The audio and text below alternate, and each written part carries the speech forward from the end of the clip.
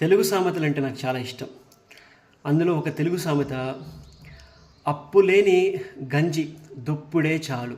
అంటే చాలామందికి ఉంటుంది, విలాసంగా బ్రతకాలి, ఎదుటి వాళ్ళని చూసి కంపేర్ చేసుకొని నేను కూడా వాళ్ళలాగా ఉండాలి, పార్టీలకి ఫంక్షన్లకి. చాలామంది ఉన్నారు, మిడిల్ క్లాస్ ఫ్యామిలీలో ఇలాంటి వాళ్ళు ఉన్నారు. ఈవెన్ పెద్దవాళ్ళు కూడా చాలా రిచ్గా ఉన్నవాళ్ళు రిచ్గా బ్రతికి ఫంక్షన్స్కి పార్టీస్కి అప్పు చేసి మరీ మంచి మంచి బట్టలు వేసుకొని గిల్ట్ నగలు పెట్టుకొని లేకపోతే బంగారం కొనుక్కొని సంథింగ్ చాలా రిచ్గా ఉండాలి అని కార్లు ఈఎంఐలు తీసుకొని, బైక్స్ ఈఎంఐలు తీసుకొని, మంచి షూస్ దగ్గర నుంచి మన బాడీ మెయింటెనెన్స్, మనం వేసుకున్న బట్టలు, ప్రతిదీ ప్రజెంటేషన్ ఎలా అంటే నలుగురికి చాలా మంచిగా ఉండేటట్టు.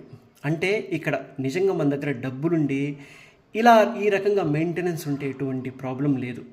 కానీ ఒకళ్ళని ఇంప్రెస్ చేసే ఉద్దేశంలో, ఒకళ్ళని ఎలా అంటే నలుగురు నా గురించి మంచిగా చెప్పుకోవాలి అనే ఈ తపనలో అనవసరంగా అప్పు తెచ్చుకొని, అప్పు చేసి బట్టలు కొనుక్కొని, ప్యాంటు షర్టు కొనుక్కొని, మంచి మంచి షూస్ కొనుక్కొని, బైకులు ఈఎంఐలు కొనుక్కొని నలుగురి ముందు విలాసంగా బ్రతకడం అనేది నిజంగా ఇప్పుడు బాగానే ఉంటుంది.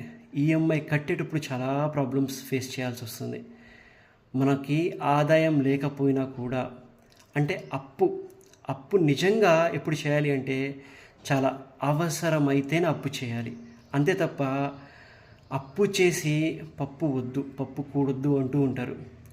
అప్పు చేసి మరి అందరికీ మనం తినిపించాల్సిన అవసరం లేదు. అప్పు చేసి అందరి కోసం మనం విలాసంగా బ్రతకాల్సిన అవసరం లేదు. ఉన్న దాంట్లోనే అప్పు లేనివాడు నిజంగా గొప్పోడు. అప్పు లేకుండా ఉన్న దాంట్లోనే 1000 రూపాయల శాలరీ అయితే 1000 రూపాయలను అడ్జస్ట్ అవుతూ, ₹1 అప్పు లేకుండా, ఎవరు మనల్ని పాయింట్అవుట్ చేయకుండా ఇజ్జత్గా బ్రతకడంలో నిజంగా వాళ్ళు గ్రేట్. ఉన్న దాంట్లోనే సంతృప్తిగా విలాసంగా బ్రతికే వాళ్ళే నువ్వు నీలాగా ఉంటేనే అప్పుడు నువ్వు హీరో. అంతేగాని మీ ఇంట్లో పరిస్థితులు బాగలేనప్పుడు, అంటే పరిస్థితులు మారుతాయి, అంతవరకు ఓపిక పట్టు, సహనంగా ఉండు.